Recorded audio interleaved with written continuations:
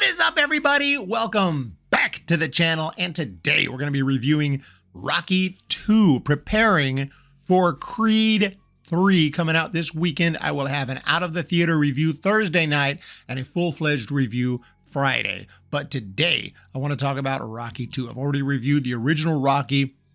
Obviously, I think that movie is a masterpiece, no surprise.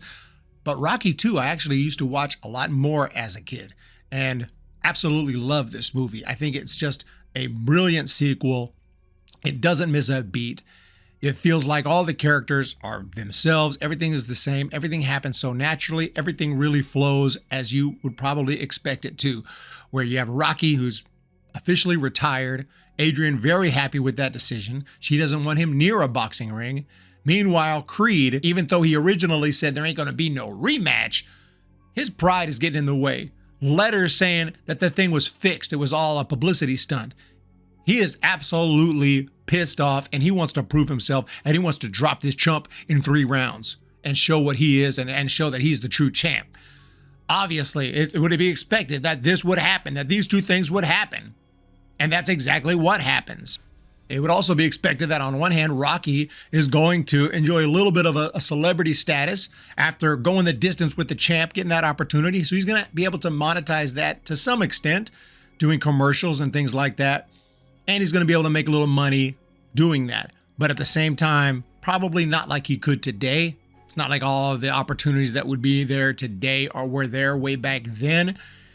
And so he's also going to have to eventually get a freaking job to pay the bills, and he goes through that. And it's just interesting to watch Rocky trying to kind of convert back to regular life, to regular family life, regular civilian life, if you will, even though I think boxers are civilians, but you know what I mean. I mean, he's out of the boxing industry. He's no longer a fighter, and he has to find other ways to support his now family as he has proposed to Adrian, and she's going to have a little baby. And as Rocky kind of struggles with this obvious situation that he's never been in, he's not used to being successful in any way, he's not used to having money in any way, doesn't handle it all the best way, and eventually tries to get back into regular work, but he's having issues there. There's some problems with the economy or whatever. He's got to be let go. That's a really interesting scene where he's actually fired. He says, "Hey man, can I take a dock and pay?" It's like, "Sorry man, can't do it against union rules. Gotta let you go, man. Seniority." And can I finish out today? Sure, Rock. I mean, that's tough to watch him go home to Adrian to let her know, "I got canned today, man." And it's just watching Rocky like a normal person for a little while. I find it really interesting watching that in contrast with obviously Apollo Creed being pissed off, arguing with his manager. The manager wants him to move on, dude. He didn't want him to mess with Southpaws in the first place. I like, man, you got the decision. Just move on. And that's, of course, Tony, a.k.a. Duke, who eventually is going to take over as Rocky's trainer / manager, whatever. So very important character in the franchise. Love the portrayal of Tony. And he knows that Rocky is serious. He doesn't want to come out and say, "Dude, Rocky's no joke, dude. I don't want you messing with this guy. He might kick your ass." He can't come out and say that, but I think that's what he's thinking and just trying to keep Apollo away from him. Like, you beat him. You got the decision, man. Let's move on. And after struggling in civilian life, it totally makes sense he would think about boxing again. It completely makes sense that his manager, Mickey, would try to talk him out of it. And that just proves that Mickey wasn't all in it for just managing a championship fight or a big fight against the champion Apollo Creed in the first movie. He really thought that Rocky had something, but after detached retina and everything, his eye problems, he's not going to just let him jump into the ring without trying to, convince him that, "Dude, you're over the hill, man. This guy's going to kill you. This guy's going to crush you." And that was an awesome scene where he slaps him across the face. "You didn't even see that coming, did you? And that's from an broken down pug like me. What do you think the champ would do to you?" "It hurt me." "It hurt you permanent." Permanent! But Rocky's going to be a little distracted during training when they finally agree, that we're going to do this. But Adrian, understandably, is not going to support this decision. She's just not going to support this decision. And so it's just the way the movie flows, and she has to have some reason. That has to be what kicks him into gear to really train for this bout. And of course, she falls into a coma. She gets into a little trouble here during labor, has the baby. The baby's fine. Eventually, she comes out of it and says, "Do me one favor, Rocky. win. And that's when we see the great training montage. And that's when we get into our traditional Rocky. And it leads up to this fight, which I think is even better than the first movie. The fight is so exciting. This is the rematch. It's a little more boxing is shown. And the end is just incredible. And the slow motion of the final few seconds trying to get up. And this time, I think it's a great effect to have, Adrian not there would make sense. I think it was done because Talia Shire couldn't even be on set or something and was busy, so they had to shoot the scene. I don't know why. I think that's why she wasn't actually there, but it actually works better. It actually makes sense that she would stay home and take care of the child. It makes perfect sense. She's not going to stress herself out going to the event, this crazy boxing fight with all these people. She wouldn't be there because she had a coma.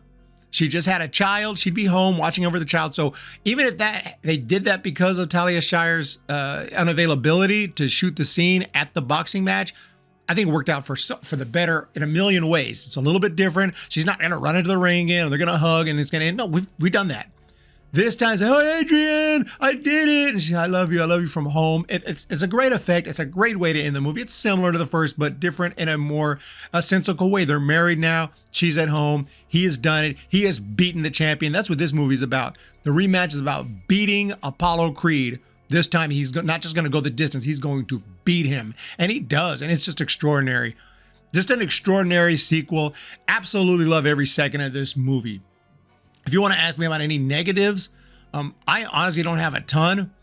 I guess you could say Rocky in this movie, it can be at times a little dumbed down, but Rocky's never been an absolute genius or anything. But the fact that he couldn't read is kind of cringe in doing the commercial, but he's obviously not a great reader. I mean, he hadn't had he didn't have a freaking college or probably even high school education. I'm not sure his education level, but look, reading is something none of us could read if we didn't learn how and practice.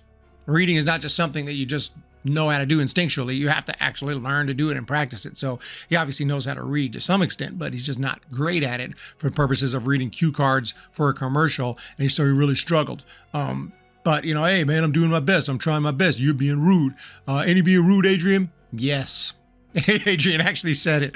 That was a cool moment. But I mean, Rocky's always, been a very simple-minded, guy. And I think he's not too dumb in this one, but I guess that's the only thing I would say about Rocky 2. And yeah, it definitely doesn't have the same excitement level as like a Rocky 4, which we'll get to. And, it's not like this movie's going to blow people away first time see it. It's a little bit of a slower movie, but it's a great sequel. It's a great sequel.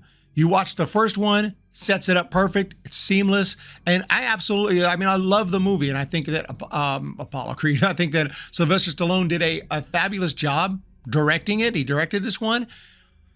It's just one of the greatest sequels of all time. I mean, I can't say it's better than the original, but it's damn close.